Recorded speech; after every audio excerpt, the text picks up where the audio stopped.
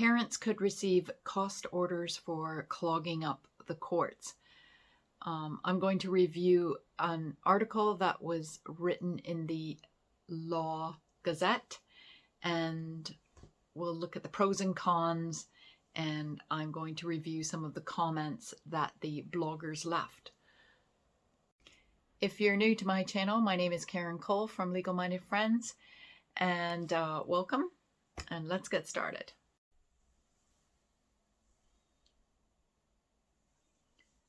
So an article on the 8th of November 2021 in the Law Gazette writes that there are plans being drawn up so that the courts can start issuing fines.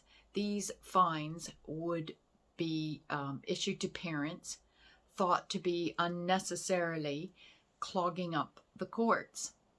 If you want to read about this, the full article, I'm going to leave all the links below.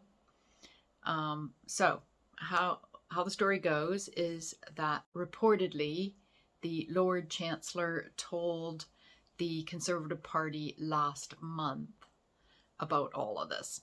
So the article continued to say that the problem is too many cases were going to court, and the Chancellor wanted people to start using alternative dispute resolutions more.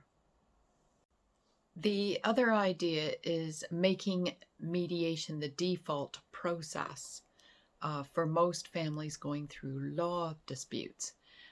This process would not be for domestic violence cases. And I can already start hearing some criticisms coming up.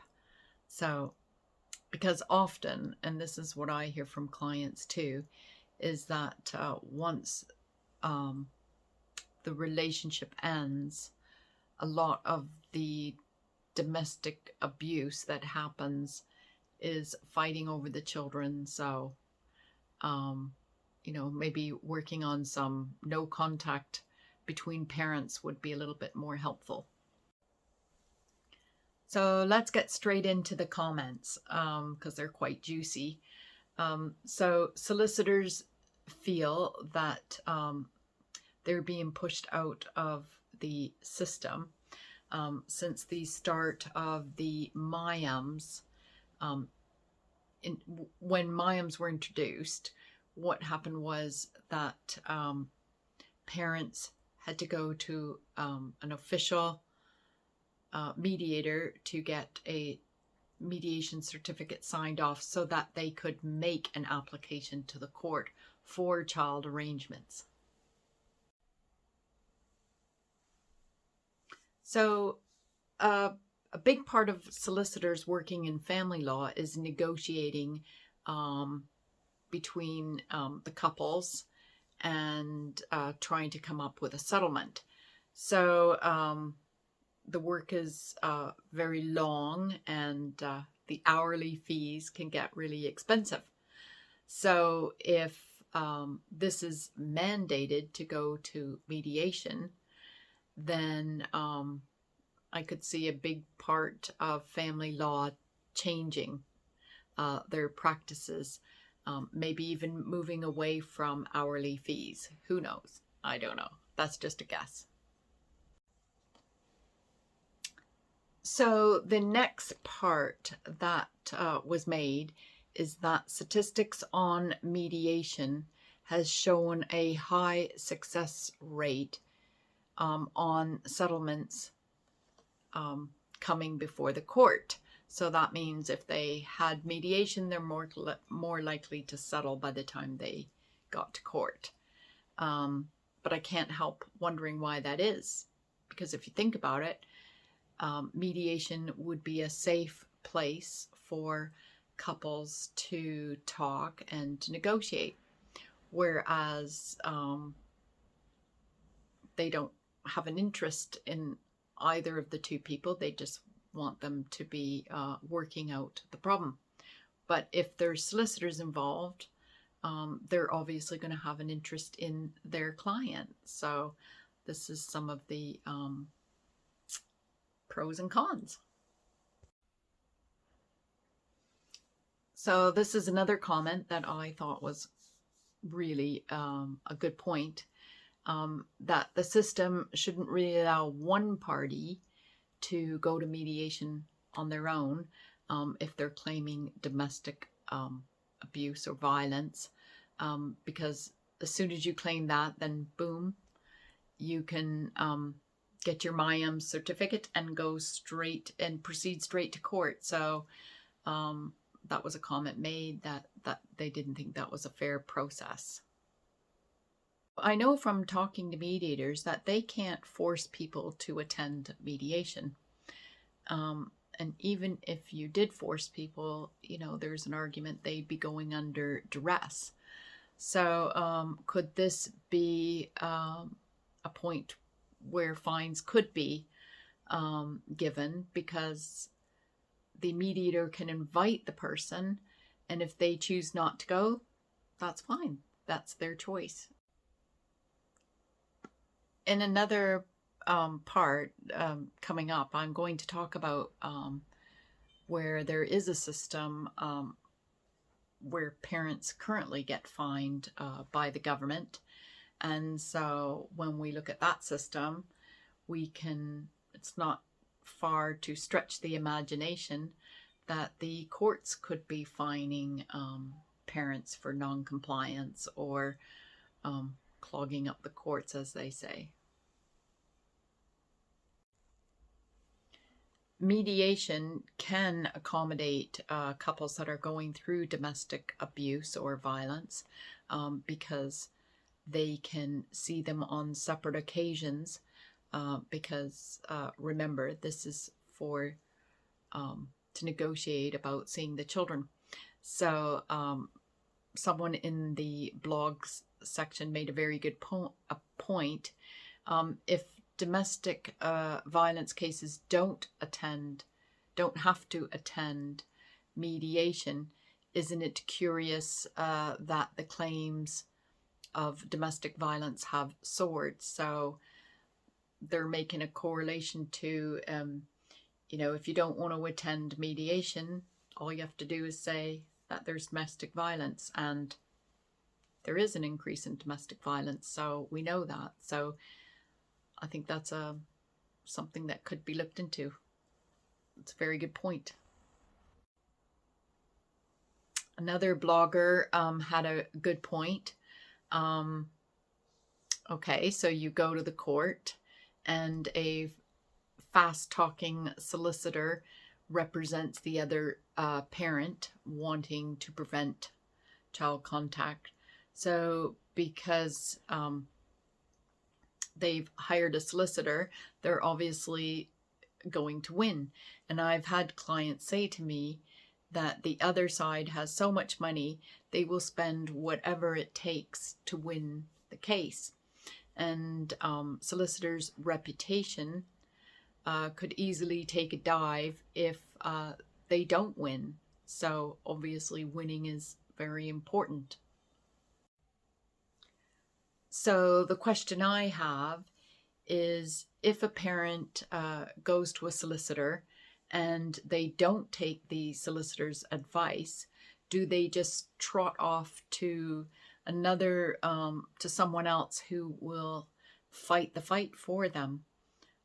Because I've often heard people say, this isn't fair. Why are they doing this?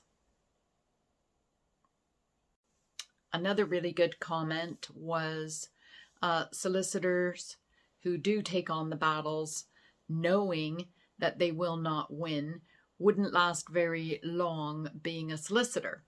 So that's kind of like a counter argument to that. However, what I've heard from my clients, because I help litigants in person, is that they're saying that they no longer wanted to use their solicitor because they felt that their solicitor was dragging things on, And after paying high hourly fees, they just couldn't continue anymore to fight the battle to see their children, as it was just costing too much. So they had to start being a litigant in person. So another really good comment was that the courts have been underfunded for several years, and because of this, they are behind. So it begs to question, is it really the parents that are clogging up the courts? So the court obviously should be the last resort, but surely having a judicial, this is my thoughts, surely having a judicial system is a positive aspect of living in a just society. So I think it's important to fund the courts. My experience has been some cases get to this point where neither side is going to give up. They both think they're right. No mediator, no solicitor is going to be able to make them come into the middle. So my view again, I think the judicial system needs to be the arbitrator, because sometimes I just don't think people will listen unless it's from somebody with authority. So again, the gist of some of the bloggers were saying that people do need legal advice, and mediators are not qualified solicitors or work in the legal field, nor should they. So if there's a mandate and there is no agreement, then I think this is when family lawyers and solicitors should obviously take over if the mediation has failed them. From what we've just discussed, if there is unreasonable litigation, then it seems logical that the awkward parent should receive a fine. Because currently there is a system in place that already fines parents. So parents can already receive a fine from the local council if their children are missing or absent from school, and they don't have a good reason to be not there. And there is a government website that talks about this, so I'm going to give you the link directly below. But what I thought was interesting is that both parents can be fined, and the fines start at £60 and go up to 120 if they're not paid in 21 days. And if they're not paid in 28 days, the parent or both parents have the risk of being prosecuted. And so if you think about it that way, is it so far-fetched that the courts could start issuing fines? In consideration of some of these things, maybe fines could be a positive deterrent for parents being unreasonable. In ending, I'm going to give you my view. I'm not convinced that any form of mandating is good for anybody. I think every person should have the right to seek a remedy from a court. Those that use the courts do so because they want justice. If they want to hire a solicitor, let them. It's their choice. But I don't think the other side in a family matter should ever have to pay. Basically, I think there should be more time limits set in the court, and if decisions aren't made, then the courts should really make the decision for people. Of course, we've got the other side of the coin that says mediation is really positive and has had good outcomes. So I think the process of inviting a parent is still reasonable. And if they choose not to go, then they don't go. So maybe that's where they could receive a fine if they don't follow through with an agreement, and they're expecting the courts to. It's so hard. This is such a rabbit hole. I'm finding it difficult to talk about it because no matter what, this is about children. Just before I end, in my view, family court is not about winners and losers. It's about being fair, coming up with a fair outcome for the children. And often divorced parents may never agree. So I think it's sometimes for the court to decide if they can't come to an agreement. So with that said, I do think there needs to be more funding made available to the courts, as I can see this as being a very positive move, so that they don't feel frustrated, because in my view, after families get divorced, there's a settling period and they may need the guidance. So if the courts could deal with cases a lot quicker to avoid parent alienation, then I think this would serve very well, because right now there could be years trying to sort out a case. I've got people right now worried that they're not going to see their children by Christmas. So I think this is where I think the problems will be solved, is giving the judiciary more people to work there so that they can sort them out. Because I think most people would want to settle matters outside of court if they could.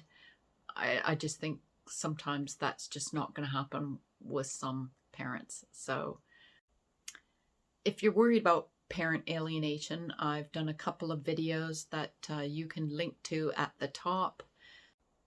So there you go. You have some pros and some cons. I don't know if there's any winners, to be fair, unless there's more funding for the courts, unless people have a choice to get a solicitor,